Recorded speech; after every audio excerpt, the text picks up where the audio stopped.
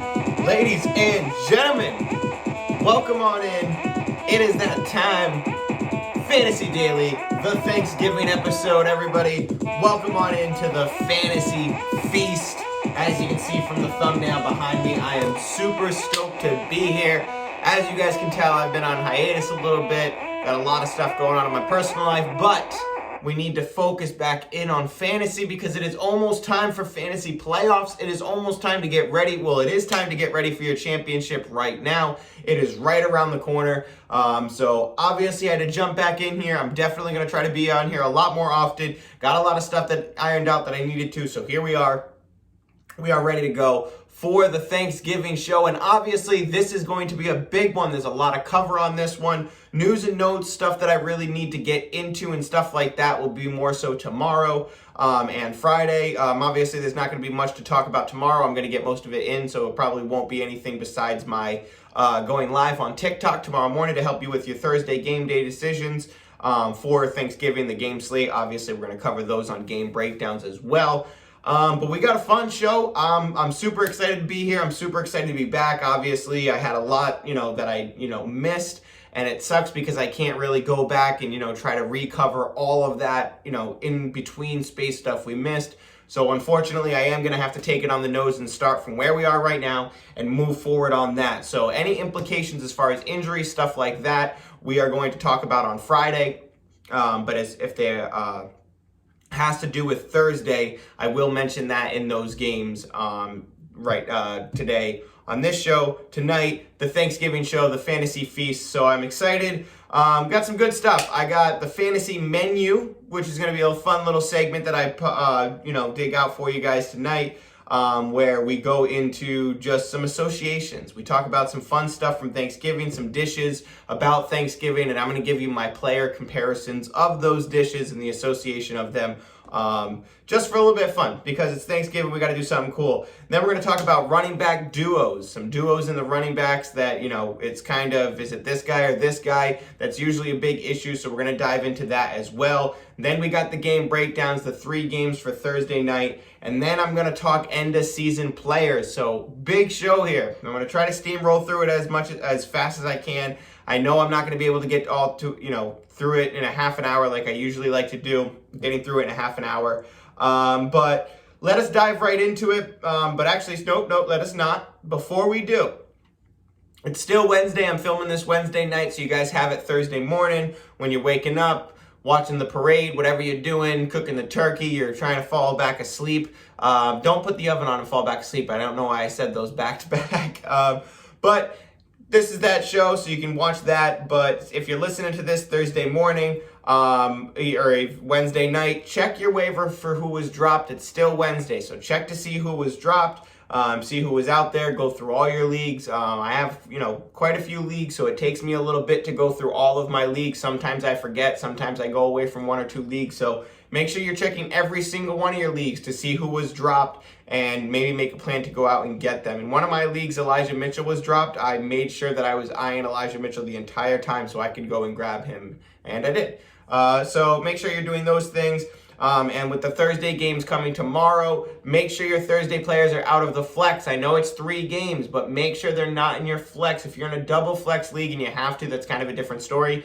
If you're overloaded with players from, Dallas, Chicago, whatever, Detroit, whatever it may be. But make sure that you keep those players out of your flex if you can, and check your waivers for who was dropped. So let us get into a brand new segment called the Fantasy Menu. And with that, let us also jump into a new song. Not a new song, I'm stealing this song, but since it's Thanksgiving, I gotta somehow work this legendary Fantasy Daily song in here and this legendary internet song in here. So let's get ready for the Fantasy Menu.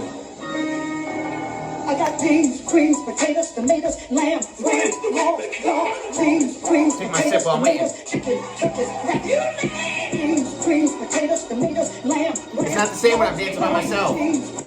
I miss my co-host, Manny. If you're watching, I miss you, brother. I wish you were here to dance to the Thanksgiving song, the legendary Thanksgiving song for Fantasy Daily. But let us get into it, the Fantasy Menu. So this is just something fun that I want to steamroll through. I threw this together, and we're going to talk about some Thanksgiving a little kitty cat appearance. Hello, kitty cat. he's going to come in here and make some noise on purpose. So we're going to talk about some Thanksgiving stuff, some associations, and some, all the time Thanksgiving stuff that we have to deal with, and then what players that I associate with that Thanksgiving, either tradition or dish, whatever it may be. So let's start off with the Macy's Thanksgiving Day Parade. Now, the Macy's Parade for me, it's a tradition. It's always on, but it's kind of just on in the background. Nobody's really watching it. Nobody really sits down to watch it. It's kind of just on and you hear it in the background. Nobody's into it. Sometimes you pass by and you happen to see Sonic and you're like, oh, come look at the Sonic floaty balloon thingy. But you don't really care. But if you ever actually sit down and watch it, it's all right. It's mediocre. It's really not what it's cracked up to be, and you're kind of just passive. It's in the background. You're really not paying attention to it. But in reality, it's not that great. That's Matt Stafford to me. So Matt Stafford is the Macy's Thanksgiving Day Parade, where we're not really paying attention to him. We're just putting him in our lineup. We're setting him there.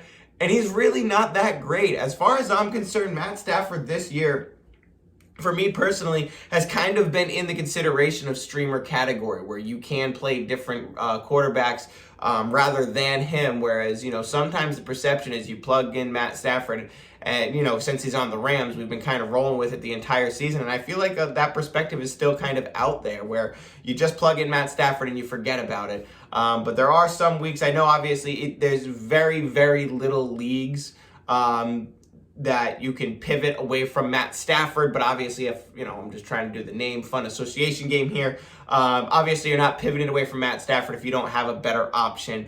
But I feel like he is one of those players that we kind of just plug and play and forget about, and then we really never look back into it. And when you really look at him through, a vacuum, you're like, he's all right. I mean, he's not terrible. You could do worse, but he's all right. We wanted more out of it, but he's the Macy's Parade. He's the Macy's Parade. Number 2 on the list is dinner with the family, whether it be your family, whether it be a family, an in-law family that you got to go and see. This is just, I really hope that this is going to be good, but maybe I'll just close my eyes until it's over, and I really just want to go home and eat the dessert and watch Netflix in my underwear. That's what I really want to do. I don't want to go to dinner with the family. It's a big thing. You got to do everything. It's not all it's cracked up to be. It's not like Christmas. Christmas is dope. Thanksgiving family is kind of just like, oh, we really got to do this, and I got to come back next month to do this again, or we'll go to Karen's house or whatever. So I'm just going to close my eyes, hope that it's good, and then wait to see what happens. Dinner with the family is DJ Moore. And as much as we hate it because DJ Moore should be so much better and should be such a solid fantasy option, it does hurt us. But you just put him in your lineup. You hope that it's really good and you just go with it, because there's no way you can really put him on your bench and forget about him. So DJ Moore is dinner with the family. Moving on to the food dishes. I'm going to leave turkey for last. Let's go right into the sides. Stuffing, a must-have for any great holiday. It's delicious. It comes in many different forms, many different styles of making it, but every single time it's delicious, and it's definitely number 2 as far as sides when it comes to mashed potatoes and gravy. We can fight about rankings later on in the offseason about Thanksgiving foods. We'll do a draft in the offseason. It'll be fun. But a must-have side for any great holidays that comes in many different forms, whether it be pass catching, whether it be running, it's still a must-have and you love having it. It is Deandre Swift. Deandre Swift has been absolutely critical to a lot of teams' success this year. In one league, I think I have the second least points. I don't have a lot of points against. But DeAndre Swift has been basically keeping me afloat the entire season. So DeAndre Swift, a must-have, great side, and he's doing both. He's doing a little bit of everything. He comes in many different varieties, many different forms, and it's always a delight to have him. So DeAndre Swift is the stuffing on the Thanksgiving plate, on the fantasy menu. Moving on to potatoes and gravy. The absolute essential. If it's not on the plate, it's not a complete plate for me. And obviously, I'm trying to go away from big names like Cooper Kupp and stuff like that. That's easy. Or I'm trying to save that for the turkey. Not spoiler alert. But the potatoes and gravy, I gotta have it on my plate. You can't call it an actual season or an actual fantasy team without a player like this. And for me, it's going to be somebody that at the beginning of the season I was very, very high on. We talked about him a lot on this show. So for me, the potatoes and gravy of my fantasy season, and especially me as a content creator and, trying to make a fantasy football show, the absolute potatoes and gravy for my fantasy season thus far has been Jalen Hurts. I adored Jalen Hurts going into the season. Once the preseason happened and I saw him, I thought he was going to be much better passing. I changed my projections and, gave him quite a bit of passing. So I thought the passing was going to be a little bit better, but it's still not awful. So with the season that Jalen Hurts has put together, he's been absolutely essential to the teams that I have that he's winning on. And I really do feel like every time I look at a team, I'm like, if he wasn't here and I had to deal with, some Kirk Cousins, something like that, I wouldn't be where I am. And you wouldn't be Thanksgiving without potatoes and gravy. Even if you do a ham on Thanksgiving, that's okay. What goes with ham? Potatoes and gravy, not ham gravy. That doesn't exist. Maybe it does. I don't know. It sounds awful. But Jalen Hurts, super necessity this year. I absolutely adore him. Love him going forward. He's my favorite quarterback in the playoffs. So he has been the potatoes and gravy, especially for me in this season. The cranberry sauce. This is a dish that we need there. We love it there, but I only maybe want 1 or 2 slices. I'm not crazy on the slice count here. I'm not going to go all in on the cranberry sauce. Once I get 2 or 3 bites, I think I'm done with the cranberry sauce. I think I'm ready to move on to something else, and I regret putting this on my plate. It's not olives. I'm not going to eat this up like a disgusting teenager like I still do as a grown man with a thing of olives. But cranberry sauce is just, I want it because it's Thanksgiving, and then once I have a couple, I really don't know if I want that.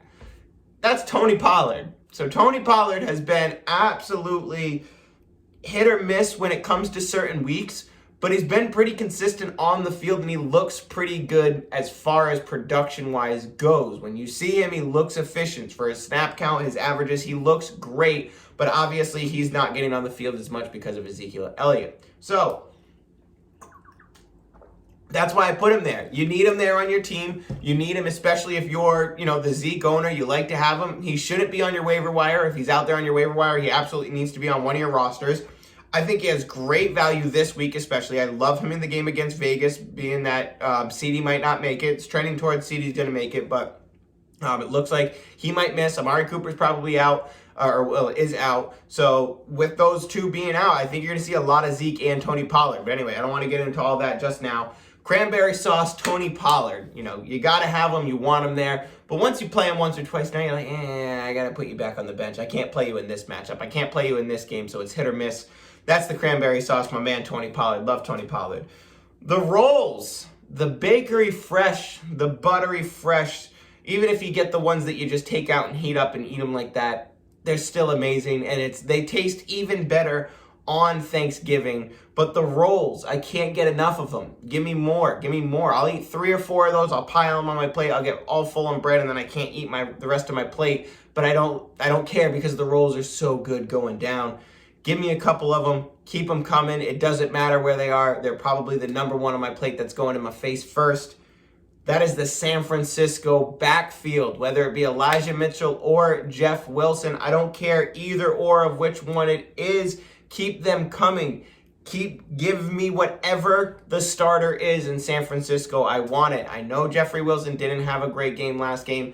Deebo Samuel completely took the game over. There's a lot of people out there saying Deebo Samuel is going to completely take over every game. Yes, I agree, but there's 4 quarters in a game. There's going to be more mouths to feed in there just besides Deebo Samuel. I love the San Francisco backfield schedule in the playoffs.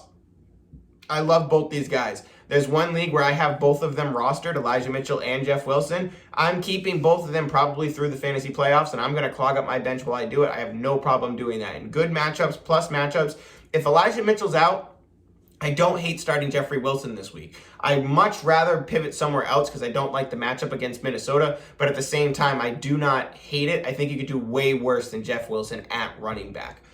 So I love the San Francisco backfield there. The rolls on my plate, on my fantasy plate, keep them coming. I love them. Moving on to some not so great, or my one not so great pick. I mean, you guys know how I do on this show. You guys, if you guys watch the show, you know exactly what I'm going to talk about when I start talking about negative. You guys are going to know the name that I'm going to say. But we're talking about macaroni and cheese. And I know this is kind of a big topic this year for Thanksgiving for 2021, where we're talking about macaroni and cheese does not belong at Thanksgiving, which I've never had a Thanksgiving where there was macaroni and cheese. But since it's here, macaroni and cheese for our fantasy menu is the why are you here? Why are you don't belong here on the roster, on the lineup at all. I don't care how good you might be somewhere else or in a different lineup or something like that. I don't want you on my fantasy team. And if you guys watch the show, if you guys know me personally, you already know what name I'm going to say, because I can't be such an anti this player in fantasy. I love him in real life, have his jersey, but I'm so anti this player in fantasy football. The mac and cheese, the why are you here on my plate in my lineup for the fantasy menu is Odell Beckham Jr. I don't care if you're on the LA Rams. I don't care if Sean McVay came out today and said that he's going to play a big part in the offense. I don't care. You don't get to drop slant routes 3 yards off the line, beam to your chest, and then come back for that for me. I like Odell Beckham. I think he will have his games. But as far as putting it on my fantasy roster, I don't want any part in it. Somebody else can play it. And even in the weeks that he has good games, whatever. For me personally, I have to be really down in the dumps for me to go and get Odell Beckham Jr. and put him into my lineup. I have him in Dynasty, and he's just living there on my roster until whenever I decide to drop him or trade him, because nobody wants to trade for him. You're never going to get the value, so you're package trading him with whatever. But yeah, so mac and cheese on the table. Why are you here? Why are you in my lineup? Odell Beckham Jr. I love you, man, but not in fantasy. I really don't. Moving on. The last one before I get to the turkey. So last two. Let's move on to dessert. The pumpkin pie, the whatever you guys want. I remember one year I had banana cream pie. It was amazing. I've never had it since, but I need to have that again. That was what I was thinking when I was at the store today, grabbing some stuff, last minute dessert stuff, getting the pumpkin pie, getting the Cool Whip. I was like, man, been a long time since banana cream pie. But anyway, pumpkin pie, you're already satisfied with the meal that you've ate. You had your whole plate, you've had everything, but you've been looking forward to this pumpkin pie all day. And oh man, is it going to be satisfying, even more satisfying than the big meal that you just had. It is really the icing on the day of just it has been an amazing season. It's been an amazing day, and let's keep it rolling. Let's finish this out with a bang.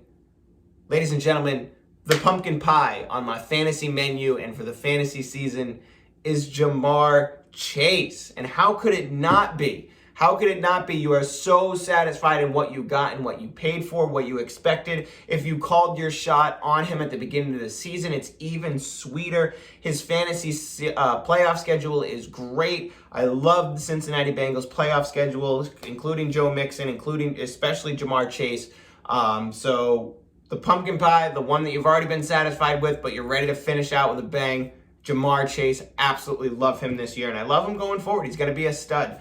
The main event, the turkey of the season. And you guys know, if you've been watching the show, who I'm going to say, because this is probably the biggest victory lap that Fantasy Daily has on the show that I'm going to take, because it was inevitable, but it's one that I want to stay high on and keep saying, in the off season that, this guy's going to continue to be this guy. He is who we thought he was coming out of the draft. All we had to do was wait for the person in front of him to get out of the way.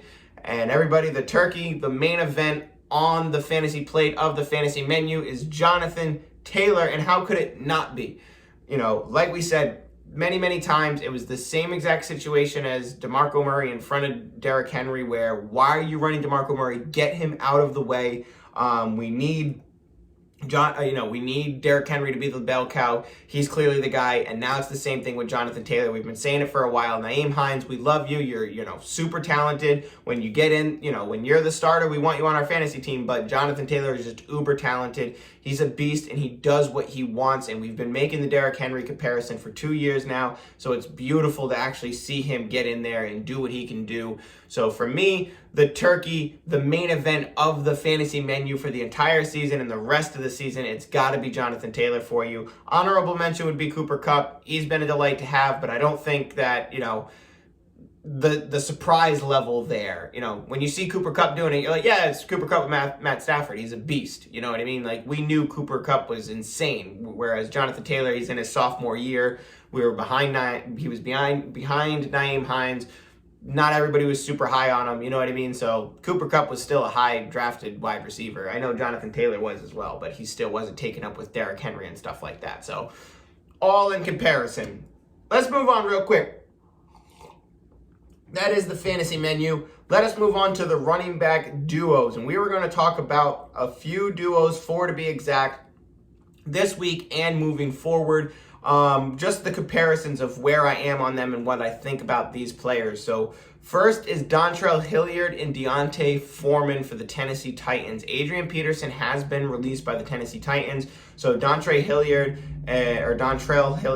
and D'Onta Foreman will kind of take the roles. Last week we thought it was going to be on D'Onta Foreman. Hilliard had the better game and he had the higher snap percentage. So I think here I am going to lean away from D'Onta Foreman and kind of stay that way. D'Onta Foreman has bounced around quite a bit, so to see Hilliard get there and be activated from the practice squad, get that much work, I do think you can continue to roll him out as the perceived starter there and the bell cow who's going to get the majority of the work. I don't like the matchup this week, so I'm really trying not to roll either one of these guys out, and I'd like to wait and see. But I do think that Hilliard needs to be rostered if you're running back needy, because he could take a lot of work for the next few weeks, and if Derrick Henry doesn't come back for the fantasy playoffs, then that's a much different story. You got Hilliard for the rest of the year. You got him for the fantasy playoffs as well, maybe. And if he starts feasting, gets a lot of receptions out of the backfield, that's going to be big fantasy value. So I do think that Hilliard needs to be rostered in your league, and Foreman, you can probably fade away and drop him as well. Ty Johnson versus Tevin Coleman. Now, this is one that I've been looking around a little bit at the fantasy community, and I was high on Ty Johnson. I put him on my waiver wire show on TikTok, or my little waiver wire video, because I didn't get a chance to make an episode, but I wanted to at least make the TikTok for you guys. But Ty Johnson was the one that I was high on when Michael Carter did go out, and then I noticed that a lot of people were saying Tevin Coleman. So I figured I would do this comparison, and I think that we've seen Tevin Coleman fluctuate so often that's why I'm higher on Ty Johnson, where I feel like Saleh and the team will be like, okay, now let's give him the majority of the work. Whereas you did see Ty Johnson, kind of take that role once Michael Carter wasn't in there. But Tevin Coleman himself, I think I see too much fluctuation for me to think that he's going to get anything more than the backup role behind Ty Johnson. So I do like the matchup. Ty Johnson, I think, is worthy, especially if you're reaching deep. But if I had to pick one of them, I'm going Ty Johnson over Tevin Coleman, and I don't really care to roster Tevin Coleman until I see it. David Johnson versus Rex Burkhead. Now that Phillip Lindsay has been released, he was claimed off of waivers by Miami today, so he's headed over to Miami to gunk up the works for Myles Gaskin, which is great. Not great, that was sarcasm. But David Johnson and Rex Burkhead, I do feel like are going to still spoil each other's value. I'd rather have David Johnson because I think he's going to get the majority of snaps. So I'm going to go volume there, but I don't think that there's really a reliance on either one of these guys in the offense. And it's really going to be difficult for you to trust either one of them any given week. So I'd lean David Johnson if I have to, but I really don't want to roster either one of these guys. Ramondre Stevenson and Damian Harris, I do think that both of these players need to be rostered. I lean Ramondre Stevenson in the short term, Damian Harris in the long term. I do like the schedule end of year for New England running backs for the playoffs, but I do think that there's a chance that it could be, kind of the bull rush that we've seen the last couple of years, like we talk about always, between Ramondre Stevenson and Damian Harris, where they flip-flop any given week. So me personally, I like Ramondre Stevenson to kind of take the job and Damian Harris kind of slip into a James White role like we saw in New England. And Ramondre Stevenson maybe take like a LeGarrette Blount role. That would be nice, but still it could easily spoil either one's value on any given week, so it's really difficult and you'd have to play the matchup. But if there were to be any injury here, the other one kind of gets thrusted into the running back one role. You see the other guys kind of rise up like you saw Brandon Bolden, but I don't think Brandon Bolden is somebody who can, I'm a Patriots fan. I don't think Brandon Bolden is somebody that you see on that team every single week, have effect. So I think that you'll see a Brandon Bolden game one week, and then it's going to be Damian Harris, Brandon Bolden sneaks up. maybe 2 or 3 more times if one of those guys goes down, and the chances decrease as weeks go down, obviously. But I think if one of these guys were to go down, then the other one is a must-have, must-start kind of player every single week. So that's where I'm at on running back duos. I'm going Hilliard over Foreman, Ty Johnson over Tevin Coleman, David Johnson over Rex Burkhead if I have to, but I'd rather not roster either one of them. Ramondre Stevenson and Damon Harris, I think that you need to roster both of them. And depending on the week, you can probably start both of them. Whoops. Clicked out of my thing by accident. Boom. Alrighty. Let us move on. We have 3 games tomorrow because it is Thanksgiving. You got the good old Chicago and Detroit's playing. So let us get right into it. The game breakdowns. I forgot how much I love this.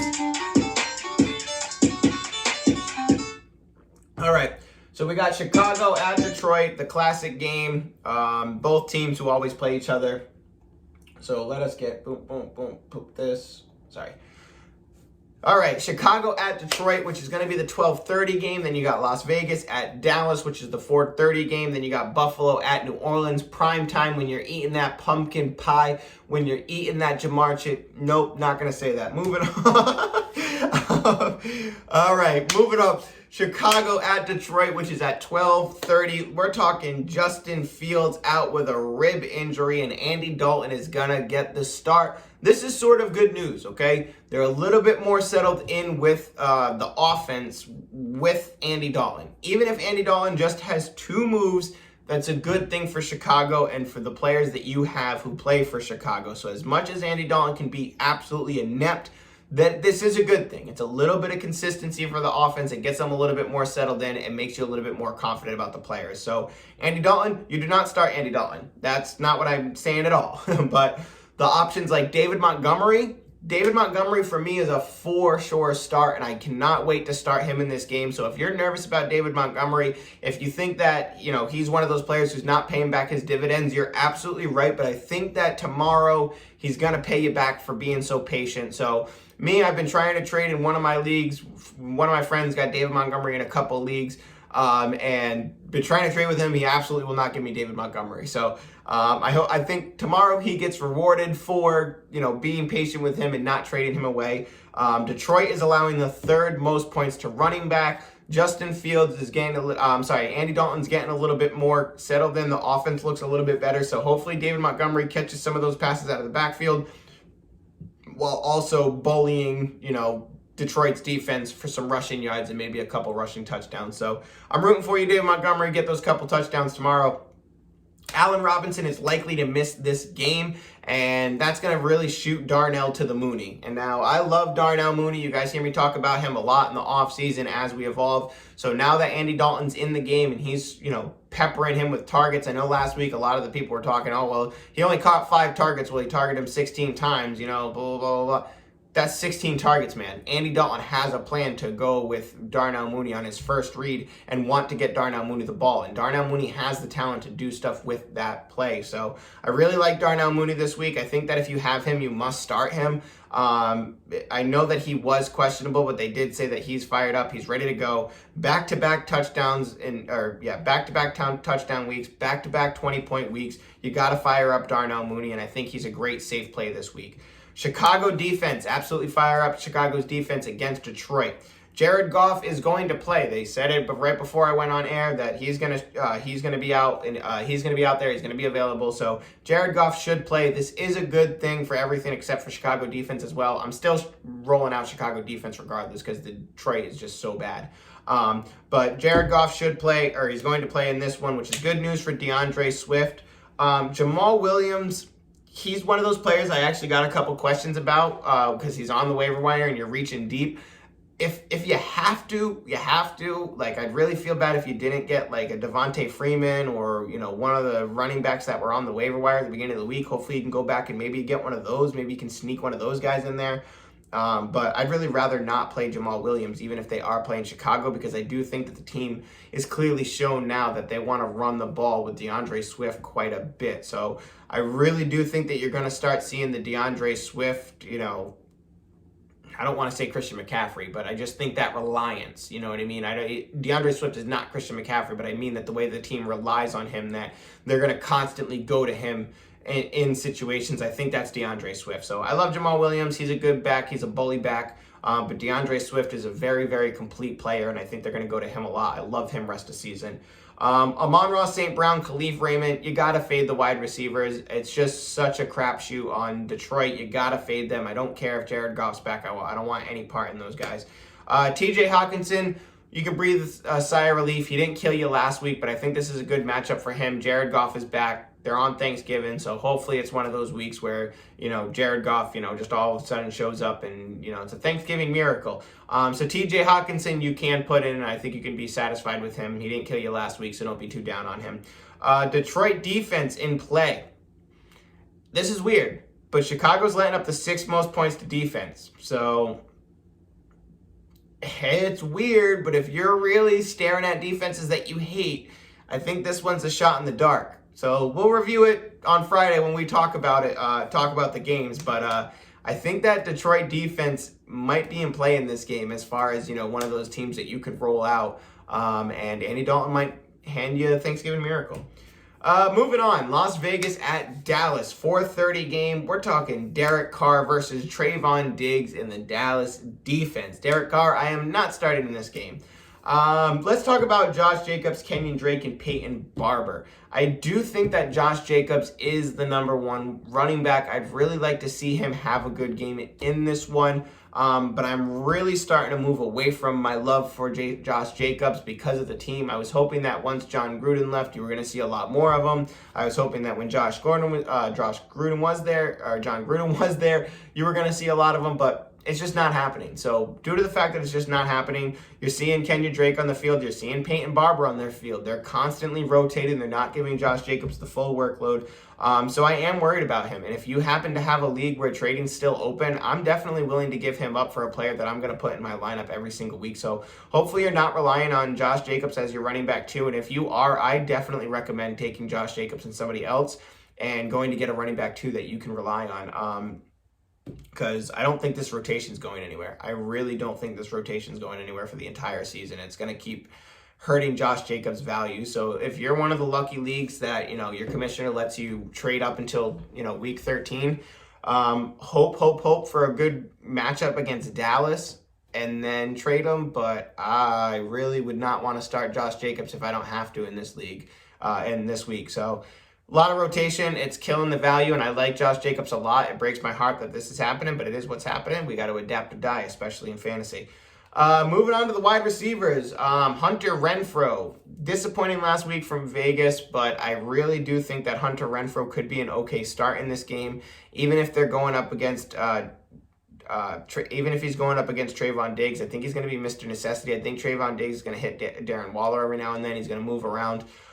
So I think that Hunter Renfrow should be probably relied on in this game a lot. He could end up with 15 targets one of those games. So I think that you could do worse than Hunter Renfrow in this game. I know people are going to be scared away from it because Trayvon Diggs, but I think that if you get bullied into playing him, you could do a lot worse than him. So Bryan Edwards had absolutely nothing last week, and it has to be a deep reach for me to want to play him. Hunter Renfrow and Darren Waller are really the only players that I want to play on the Vegas side of the ball. So Darren Waller at tight end, you got to roll him out. He should be good to go.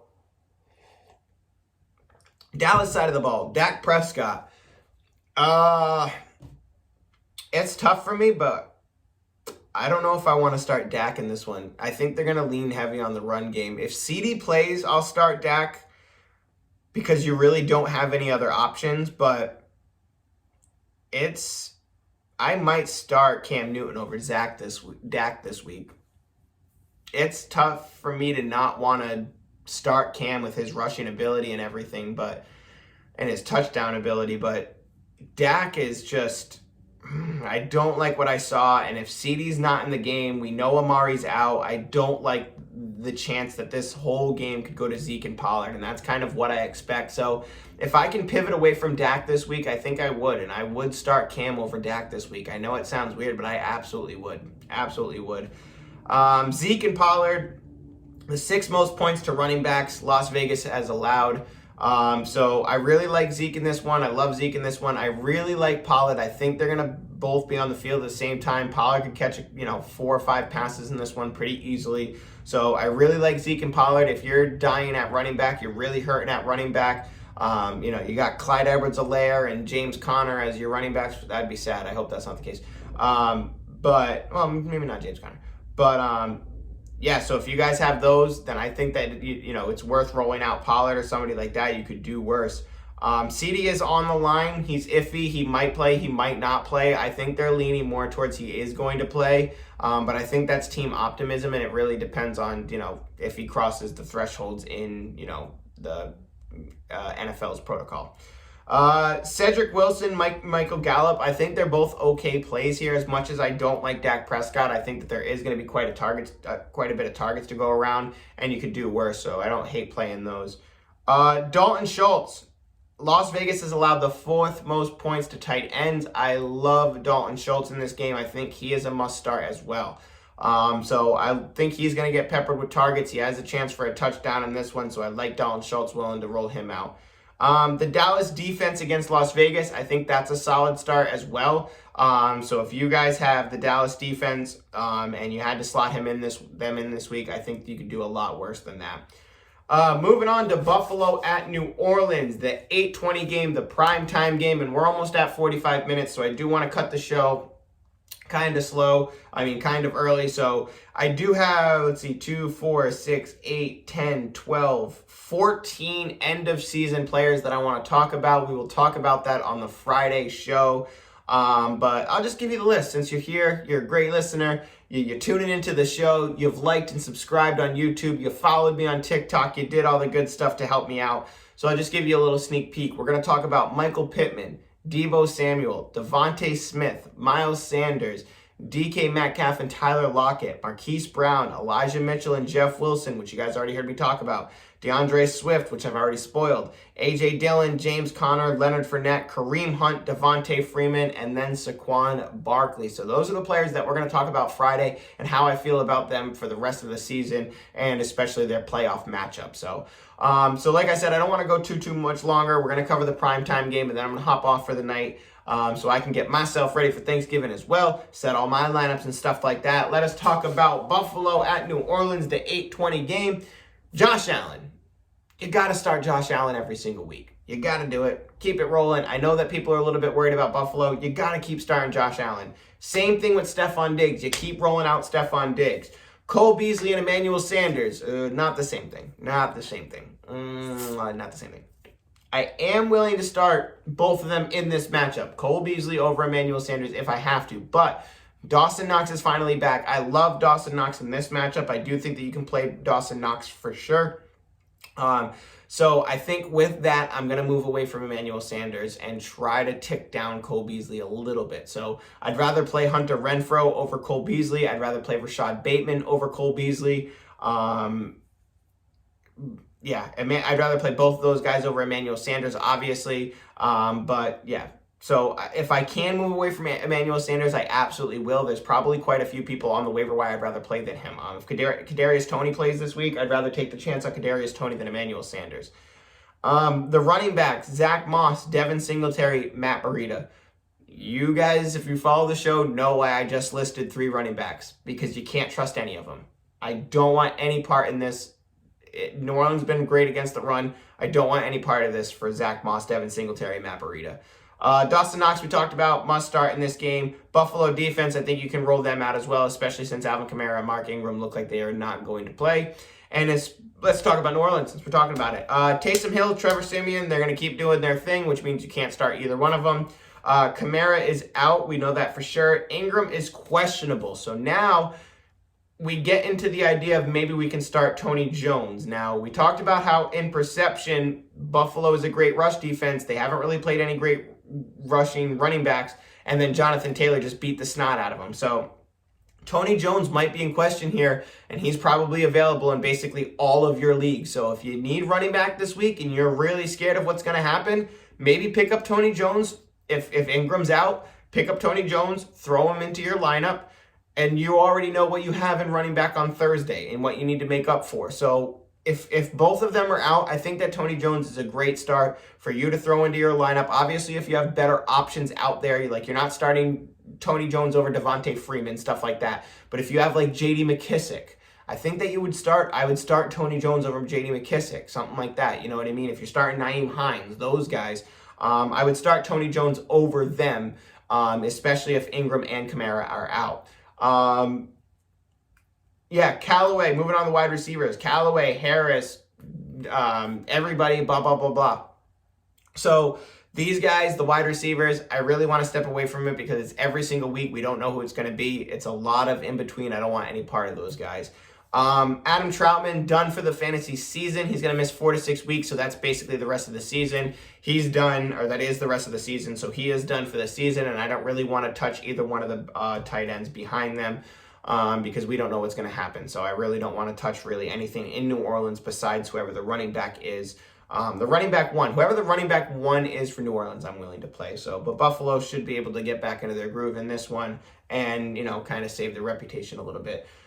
With that, everybody, that is the Thanksgiving show. Really appreciate you guys tuning in for the entire show. I really hope that y'all have amazing Thanksgiving. I will be on TikTok live tomorrow morning around 10 a.m. Eastern time to hang out with y'all to answer your final questions for the day about who you would start sit. Now, I favor Thursday players. I usually favor Thursday players depending on what the matchup is because I like to know on Thursday going into Sunday and depending on what changes I have to make. Get your Thursday players out of the flex. Check your waivers to see what was dropped because it's technically still Wednesday. I hope y'all have a great Thanksgiving. Thank you so much for tuning in, and we will see y'all Friday. Take it easy, everybody.